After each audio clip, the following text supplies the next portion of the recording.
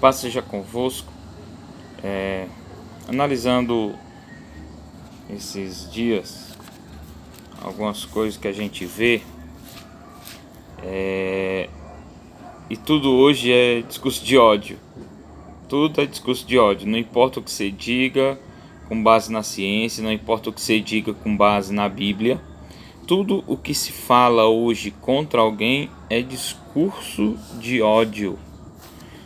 E orando, meditando, hoje pela manhã, e eu quero deixar bem claro que não é o livro que eu estou lendo, o livro da Bíblia que eu estou lendo é Isaías, na minha leitura diária, mas me acordei hoje e o Senhor falou muito forte comigo sobre o discurso de ódio de Jesus, já que tudo é discurso de ódio.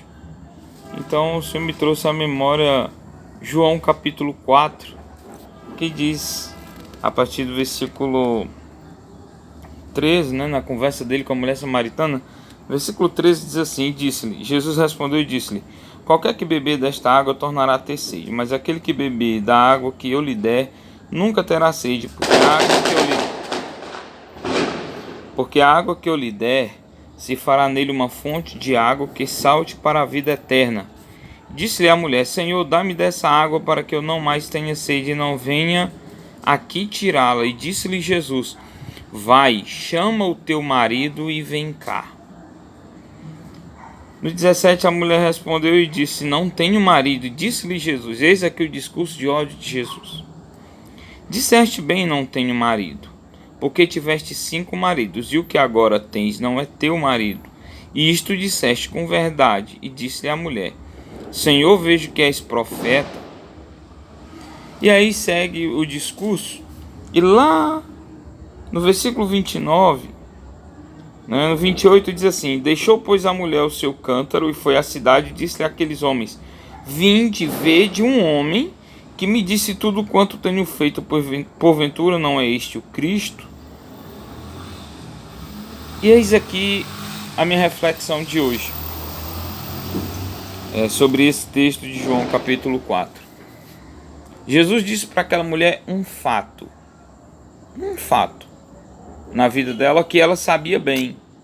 Ela sabia tanto que ela mesma disse: olha, eu não tenho marido, ainda que estivesse vivendo com um homem, com alguém que não era o marido dela.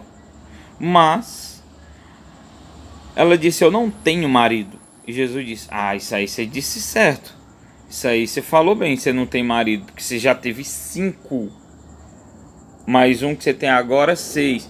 E esse também não é seu marido. Isso você disse em verdade. Jesus citou para ela um fato. Como muitas das vezes a gente cita um fato. Você cita um fato e as pessoas dizem: é discurso de ódio, é discurso de ódio. Querido, reflete, pare para pensar comigo. A Bíblia, Manual do Mundo, a Bíblia diz assim, que Deus criou o céu e a terra. Deus criou o homem conforme a sua imagem, conforme a sua semelhança. Deus criou. Se Deus criou, Ele estabeleceu leis para serem obedecidas, para serem cumpridas. Se eu não aceito quem eu sou, da maneira como eu sou, eu estou dizendo sem palavras que Deus errou, e Deus não erra. Isso nós sabemos que Ele não erra. Respeito todos que acreditam que Deus errou. Só que a Bíblia vai dizer que Ele não erra, Ele não errou. Tudo Deus faz certo, correto. Tanto que Ele não errou na criação de Lúcifer, mas Lúcifer se desviou. Deixou o orgulho entrar no seu coração e se rebelou contra Deus. Eva se rebelou contra Deus em desobediência e pecou contra Deus. Sodoma e Gomorra foram destruídas porque estavam deturpando a santidade de Deus, afrontando a santidade de Deus. Se você procurar no Google alguma coisa parecida, anos atrás, alguns grupos fizeram o grupo LGBT fez um tipo de uma competição Jesus Gay. E surgiu uma doença incurável, uma bactéria incurável entre aqueles que participaram, e se não me falha a memória, o ganhador daquele discurso veio a óbito, infelizmente veio a óbito. E as pessoas elas acham que podem fazer o que quiser contra Deus, tudo o que querem contra o Senhor, e fica por isso mesmo, que se você falar discurso de ódio, é intolerância, sabe? Eu como pregador da palavra, eu como fui levantado por Deus para pregar a palavra, os meus posicionamentos e valores, a minha vida procura ser pautada dentro da palavra de Deus. Eu erro, peco, mas não é algo premeditado, é um acidente. E como eu sei que a Bíblia me diz que o meu Deus perdoa, porque Ele é amor, mas Ele também é justiça, a minha Bíblia diz que se eu for diante de Deus e pedir perdão, Ele vai me remir. E no dicionário, a palavra remir significa adquirir de novo. Jesus é o nosso remidor porque Ele nos comprou de volta. Somos dele e Ele é nosso, por causa do seu sangue e da aliança no seu sangue. E eu dou glória a Deus por isso, porque faço parte desse povo. Eu aceitei Jesus como meu Senhor e Salvador, por assim dizer, porque no fundo foi Ele quem me aceitou. Mas eu escolhi crucificar a minha carne para procurar ser cheio do Espírito Santo de Deus. Então, faça você a mesma coisa, faça a diferença.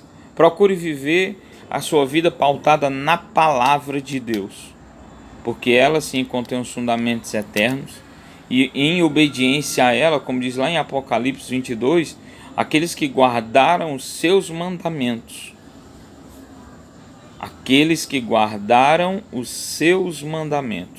esses entrarão no reino de Deus. Então, guarde essa palavra no teu coração, não se esquece que Jesus Cristo ama você, não aceita o que você faz, os teus pecados, os meus pecados. Ele não aceita a gente viver numa vida de pecados, mas Ele nos aceita como pecadores, buscando consertar a nossa vida, arrepender-se, como a própria etimologia da palavra diz, dar uma ré e pender para um lado, para um caminho incorreto. Então, faça isso na sua vida, arrependa-se enquanto é tempo, que é chegado o reino dos céus. Jesus Cristo está voltando. E a exemplo de Noé, que dizia, vai chover, vai chover, vai chover, vai chover, vai chover. E ninguém creu. Hoje a gente continua dizendo, Jesus vai voltar, Jesus vai voltar, Jesus vai voltar. Todos os sinais que os judeus estudam na Torá, na Bíblia, no Pentateuco, nos profetas, nos salmos, nos escritos, todos os sinais já se cumpriram para a vinda do Messias, o Messias chamado Cristo. Está muito próximo à volta do Senhor. Então arrependa-se enquanto é tempo. Se volte para Deus. Se o seu alvo é Cristo, olhe somente para Ele. Não baseie sua fé nos homens, porque os homens são falhos. Baseie a sua fé somente nele. Olhe somente para Ele. Busque somente Ele. Que Deus abençoe você e até mais ver.